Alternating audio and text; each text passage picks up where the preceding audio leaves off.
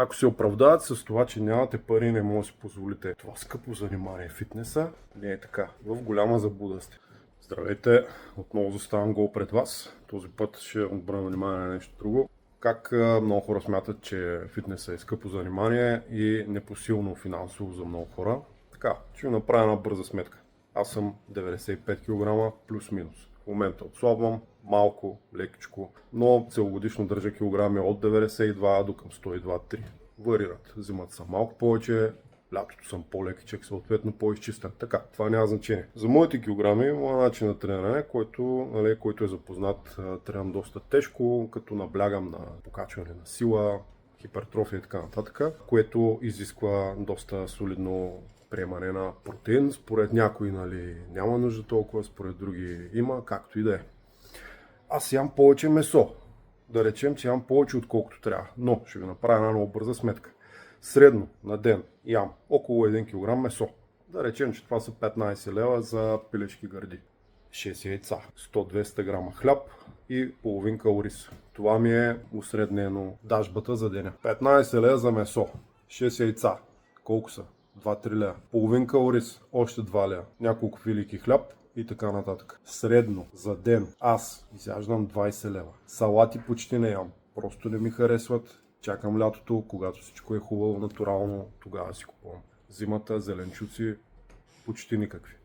Вредно или не, на мен така ми е добре. Ако някой иска да си усложни нещата или по-скоро да си ускъпи изхранването, може да залага на всякакъв вид други екстри към храната, които не дават кой знае каква хранителна стойност, подобряват вкуса, да, по-приятно ти е, но може сметката да бъде много. Аз не обичам да харчам много пари за храна, затова за мен средно около 20 лева на ден. Това е 20 лева. Така, какво са 20 лева? Картата за фитнес не я смятам, 60, 70, 100 лева, няма значение, къде не си ги дал. Ще отидеш 2 пъти, ще излезеш един път на дискотека и ще изхарчиш 300. Аз не ходя по дискотеки, така че съм си спестил пари, може би за фитнес до края на живота ми. Както и да е. 20 лева. Какво са 20 лева за деня? На човек, който твърди, че фитнесът му е скъпо занимание и не може да намери пари, нито време. За време ще говоря и сега, но първо за паричките. 20 лева. Махаме една кутия цигари за деня. Както знаете, аз не пуша. Преди пуших много, реших, че това е излишен разход, да не говорим за вредата върху здравето. От 20 лева махаме 5-6-7 лева за цигари. Аз дори не знам колко струват в момента, да речем, че са 6 лева, остават 14 лева. 2 пъти ще отидеш някъде да пиеш кафе, да клюкарстваш. Или ще си купиш нещо сладко от магазина, излишно.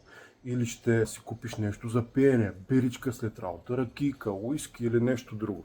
Тя сметка набъвва повече от 20 лева. Какво става? Ти дори не си купил нещо за ядене.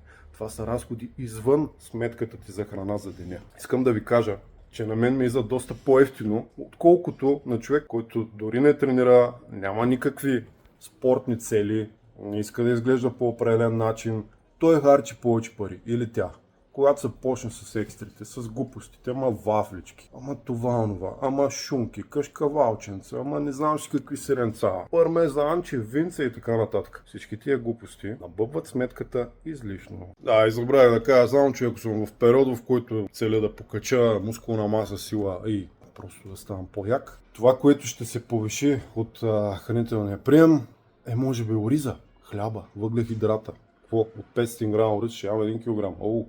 2 лева повече. Много скъпо. Много.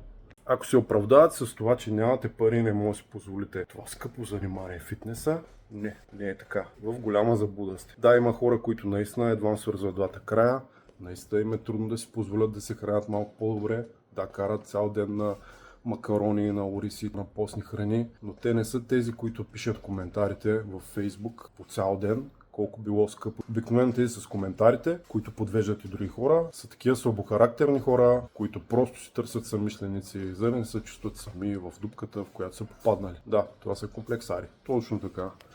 Същите, които пълнат барчетата, пълнат кафенцата, чуват се къде си изгубят времето, чуват се къде да дадат още 5, 10, 15 лева за глупости. Същите те нямат пари за фитнес, нямат пари за храна. Имат. Просто ги дават за други работи. Времето на мен ми отнема, махам времето за готвене, защото това, което ям, не изисква кой знае какво приготовление, може би половин час целия ден, а като време за тренировка. Да отида до залата, да тренирам да се прибера и да се изкъпя ми отнема 2 часа. Колко време хората прекарват в киснене пред телевизора, на телефона, на кафенце, на барче, на поцигарка с някой. Колко време? Значително по-голяма част от деня. Така че и от към време не съм го закъсал, нито аз, нито пък те, които се оправдават. Тоест, едни искат да се подобряват, а други търсят оправдание и го намират. Всеки според приоритетите, които си е задал. Това е. Затова има хора, които правят нещо, им се получава, затова има и други, които нищо не правят и съответно нищо не им се получава. Но после пък тези с резултатите са им виновни. Ами не е така. Вие сами сте си виновни. Айде, машинки.